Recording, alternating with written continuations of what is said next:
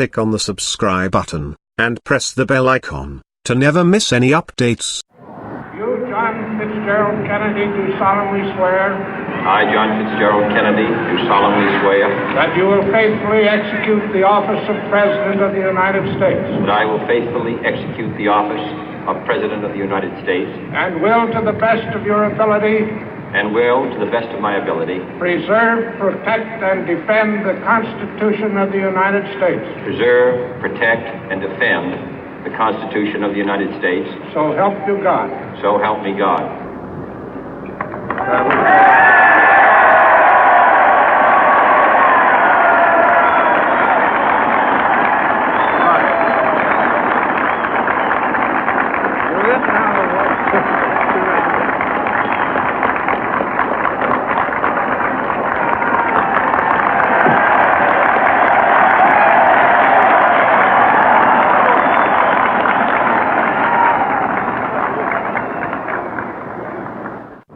Vice President Johnson, Mr. Speaker, Mr. Chief Justice, President Eisenhower, Vice President Nixon, President Truman, Reverend clergy, fellow citizens.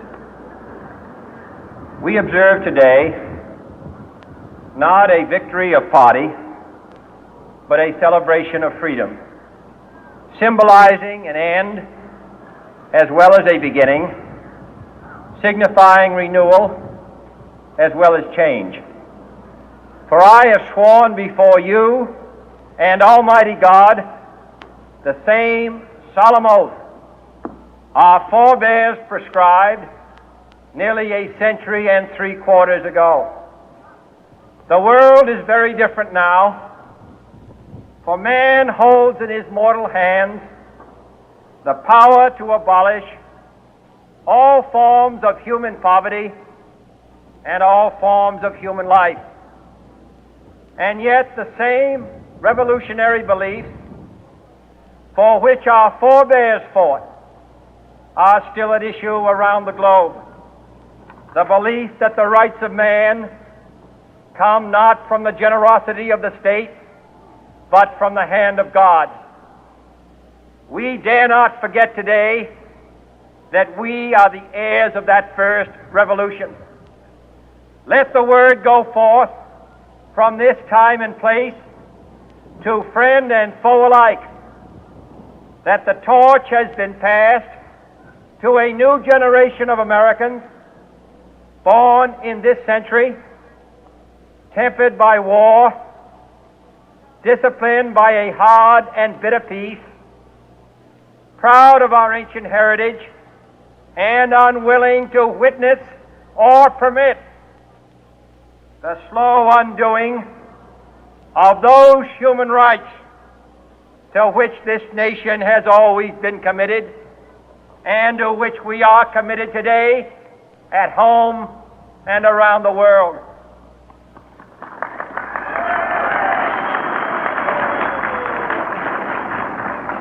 Let every nation know, whether it wishes us well or ill, that we shall pay any price, bear any burden, meet any hardship, support any friend, oppose any foe, to assure the survival and the success of liberty.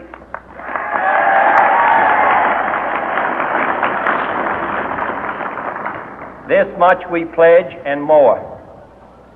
To those old allies whose cultural and spiritual origins we share, we pledge the loyalty of faithful friends. United, there is little we cannot do in a host of cooperative ventures. Divided, there is little we can do, for we dare not meet a powerful challenge at odds and split asunder.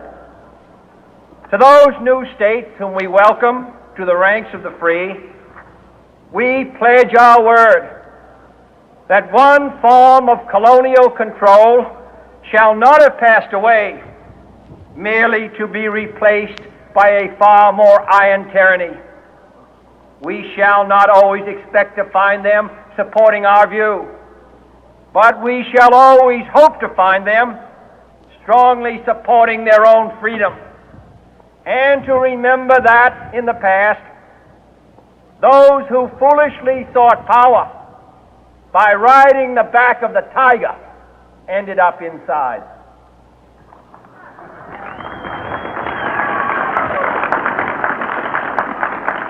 To those people in the huts and villages of half the globe struggling to break the bonds of mass misery, we pledge our best efforts to help them help themselves for whatever period is required, not because the communists may be doing it, not because we seek their votes, but because it is right. If a free society cannot help the many who are poor, it cannot save the few who are rich.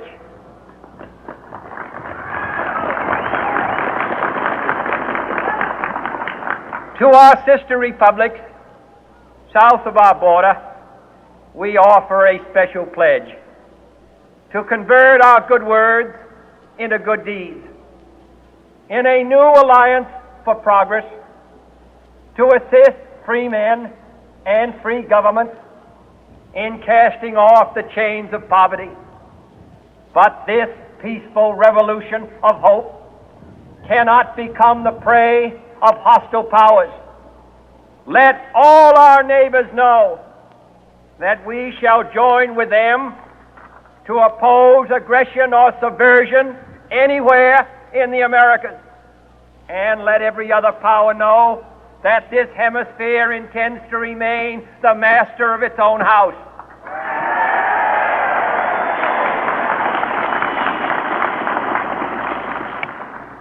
To that World Assembly of Sovereign States, the United Nations, our last best hope, in an age where the instruments of war have far outpaced the instruments of peace, we renew our pledge of support to prevent it from becoming merely a forum for invective, to strengthen its shield of the new and the weak, and to enlarge the area in which its writ may run.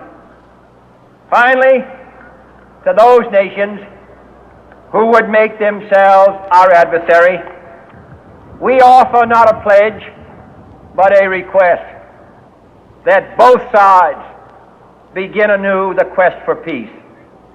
Before the dark powers of destruction, unleashed by science, engulf all humanity in planned or accidental self-destruction, we dare not tempt them with weakness, for only when our arms are sufficient beyond doubt can we be certain beyond doubt that they will never be employed.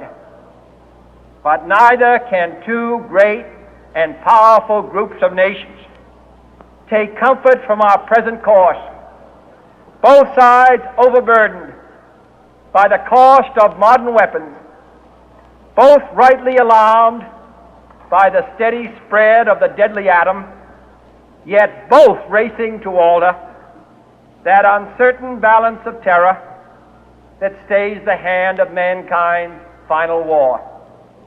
So let us begin anew, remembering on both sides that civility is not a sign of weakness, and sincerity is always subject to proof. Let us never negotiate out of fear, but let us never fear to negotiate.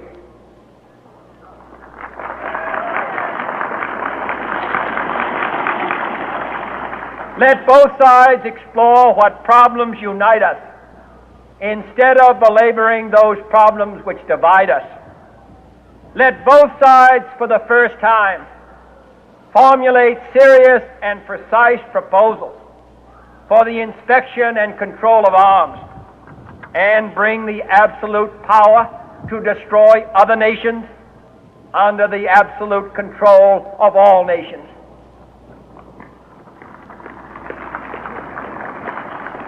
Let both sides seek to invoke the wonders of science instead of its terrors. Together let us explore the stars, conquer the deserts, eradicate disease, tap the ocean depths, and encourage the arts and commerce. Let both sides unite to heed in all corners of the earth the command of Isaiah to undo the heavy burden and let the oppressed go free. And if a beachhead of cooperation may push back the jungle of suspicion, let both sides join in creating a new endeavor, not a new balance of power, but a new world of law, where the strong are just and the weak secure and the peace preserved. All this will not be finished in the first 100 days, nor will it be finished in the first 1,000 days, nor in the life of this administration, nor even perhaps in our lifetime on this planet. But let us begin.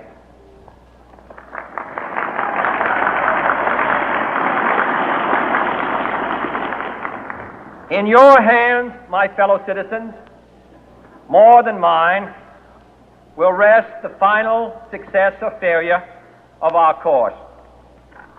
Since this country was founded, each generation of Americans has been summoned to give testimony to its national loyalty. The graves of young Americans who answered the call to service surround the globe.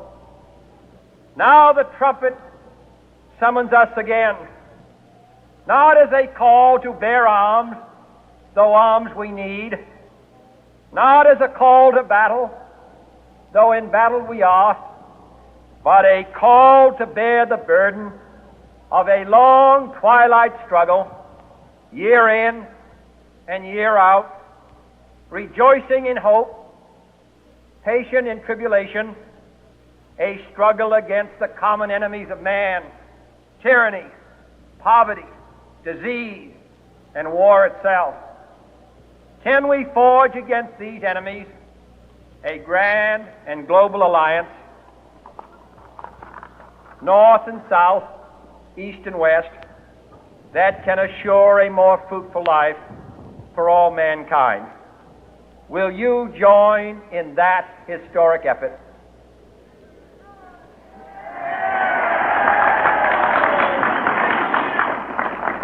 In the long history of the world, only a few generations have been granted the role of defending freedom in its hour of maximum danger.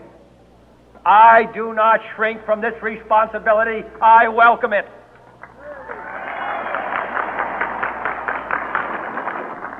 I do not believe that any of us would exchange places with any other people or any other generation. The energy, the faith, the devotion which we bring to this endeavor will light our country and all who serve it. And the glow from that fire can truly light the world. And so, my fellow Americans, ask not what your country can do for you. Ask what you can do for your country.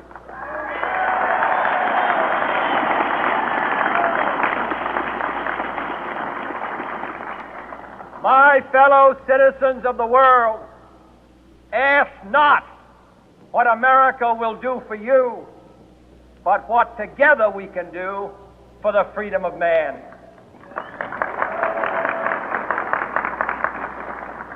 Finally, whether you are citizens of America or citizens of the world, ask of us here the same high standards of strength and sacrifice which we ask of you. With a good conscience, our only sure reward, with history the final judge of our deeds, let us go forth to lead the land we love, asking His blessing and His help, but knowing that here on earth God's work must truly be our own.